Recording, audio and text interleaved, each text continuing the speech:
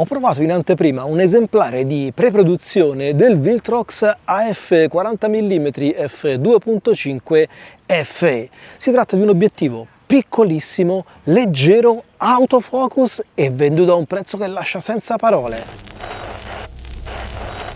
Ciao, sono Mariano di videozappo.com.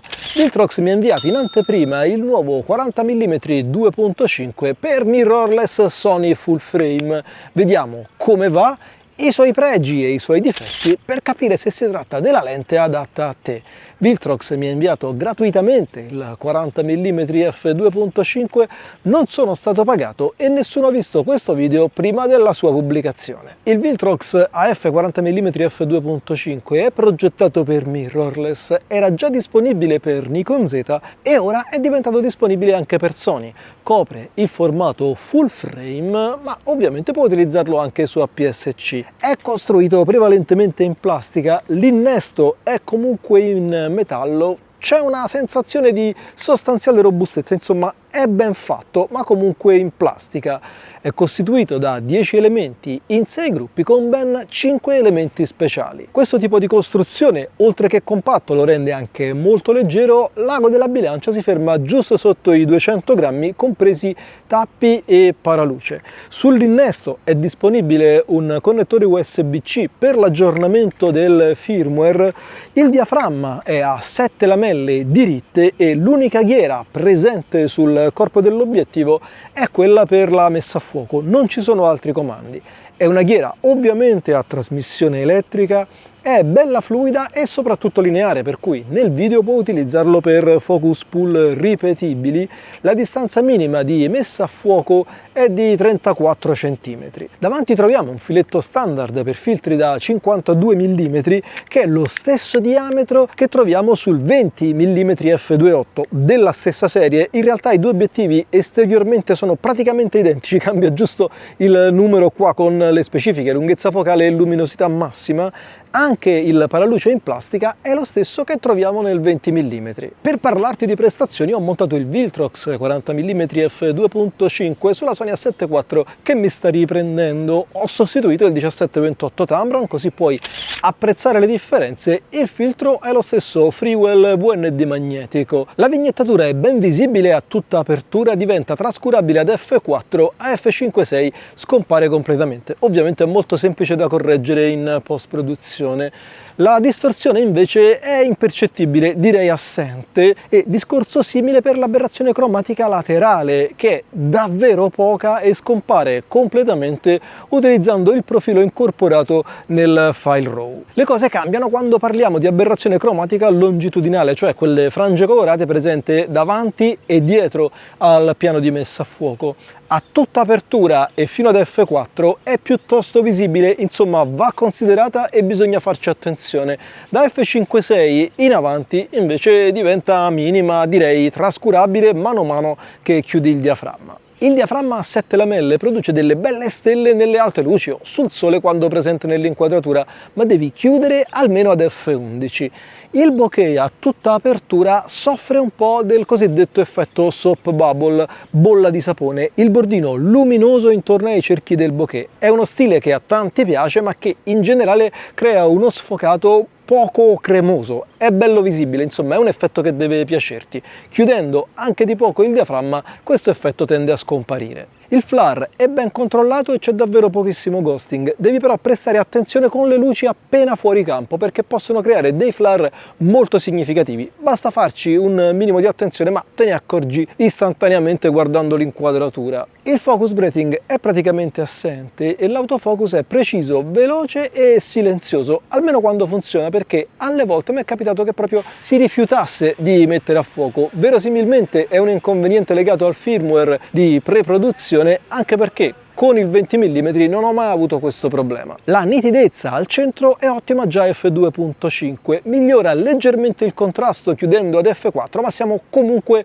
su livelli di eccellenza. a f11 cominciano a vedersi gli effetti della diffrazione. Ai bordi invece la nitidezza a f2.5 è già più che buona, migliora a f4, il diaframma ottimale è f5.6, a f11 di nuovo iniziano a comparire gli effetti della diffrazione. Con questa lente di Viltrox puoi scattare a tutta apertura e ottenere foto perfettamente incise dal centro fino agli angoli del fotogramma. Non credere a quello che ti dico, guarda coi tuoi occhi. Nella descrizione e nel primo commento ti lascio il link per scaricare tutte le foto di prova. Dagli un'occhiata e fammi sapere nei commenti che cosa ne pensi. Nel momento di girare questo video non ho ancora informazioni definitive sul prezzo per l'Italia di questa nuova lente Viltrox 40 mm f2.5.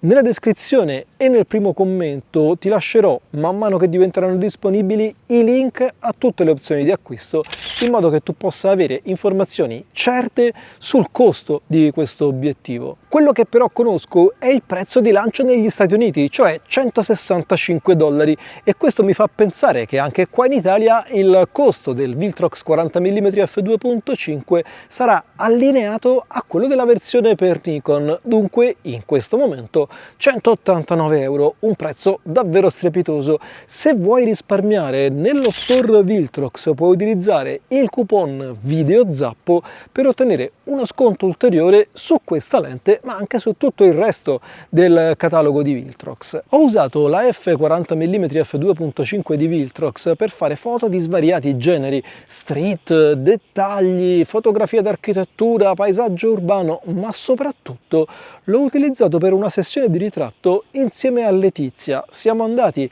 in esterni, in centro a Roma, ed ho potuto apprezzare le caratteristiche di questa lunghezza focale e soprattutto il fatto che sia un 40 mm fisso. Ti permette di stare anche ad una distanza piuttosto ravvicinata al soggetto senza arrivare alle esagerazioni, per esempio del 35 mm o peggio del 24, dunque avere proporzioni naturali, ad esempio sul viso, anche con tagli relativamente stretti, ma soprattutto ti permette di contestualizzare il ritratto senza che lo sfondo diventi una distrazione. f2.5 è un diaframma sufficientemente aperto anche per scatti relativamente larghi, non ti dico a figura intera, cosa che si può fare, ma lo sfondo diventa una parte importante della fotografia, ma con tagli, diciamo, dalla coscia in su si riesce a creare una sensazione di immersione in un ambiente senza che lo sfondo diventi una distrazione. Ma la cosa che ho apprezzato di più è proprio questa possibilità di stare vicini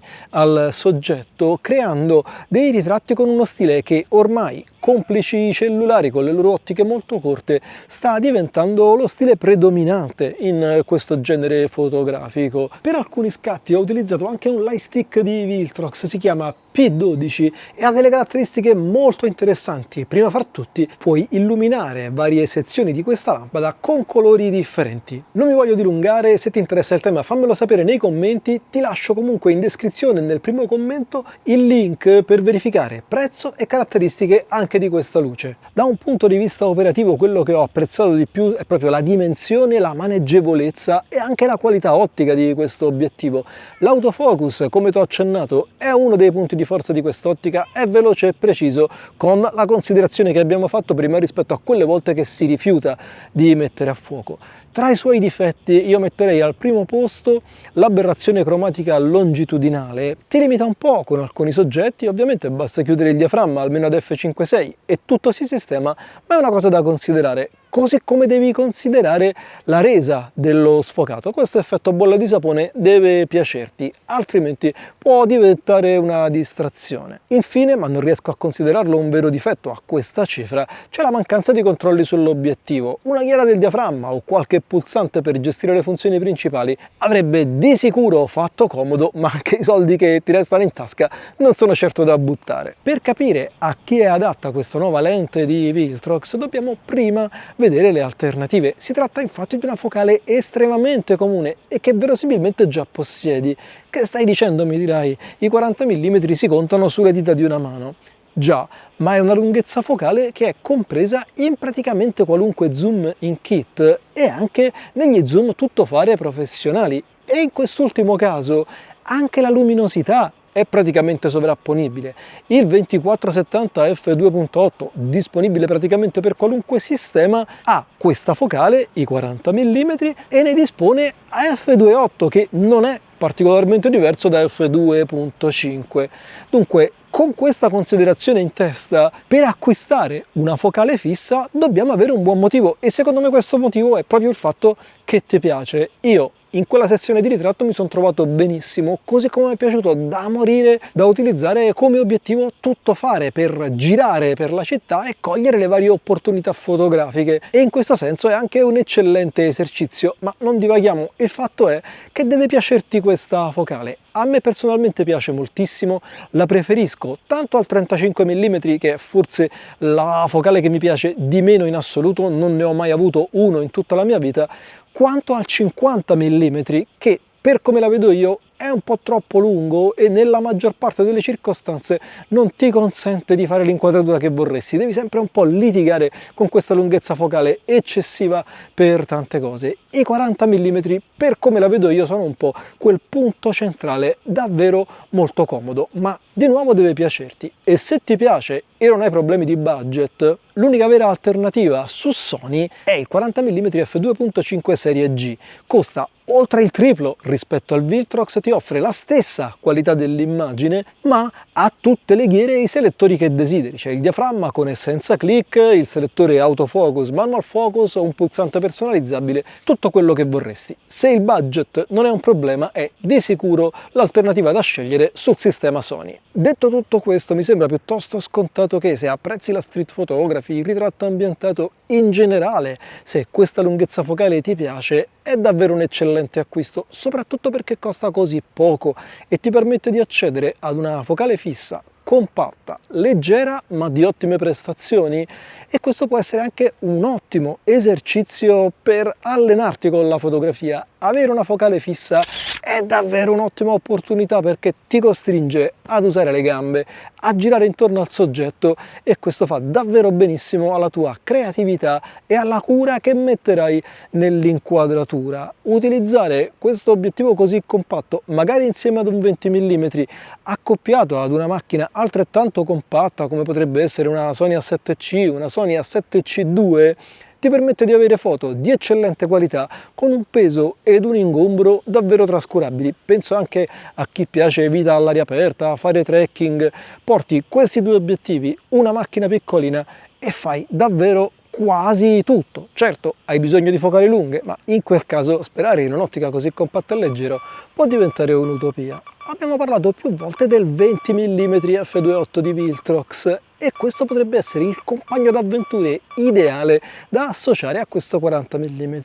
Ho recensito qua sul canale YouTube anche il 20 mm, ti spoilero che si tratta davvero di un bell'obiettivo, costa poco, è leggero e funziona davvero benissimo. Ti linko la recensione qui accanto, dagli un'occhiata. Io ti ringrazio per aver guardato questo video, ti ricordo i link nella descrizione e nel primo commento, scarica le immagini, guarda tu stesso, dammi una mano col canale, metti un like, iscriviti o abbonati per non perdere i prossimi video, ma soprattutto ricordati, non smettere mai di imparare.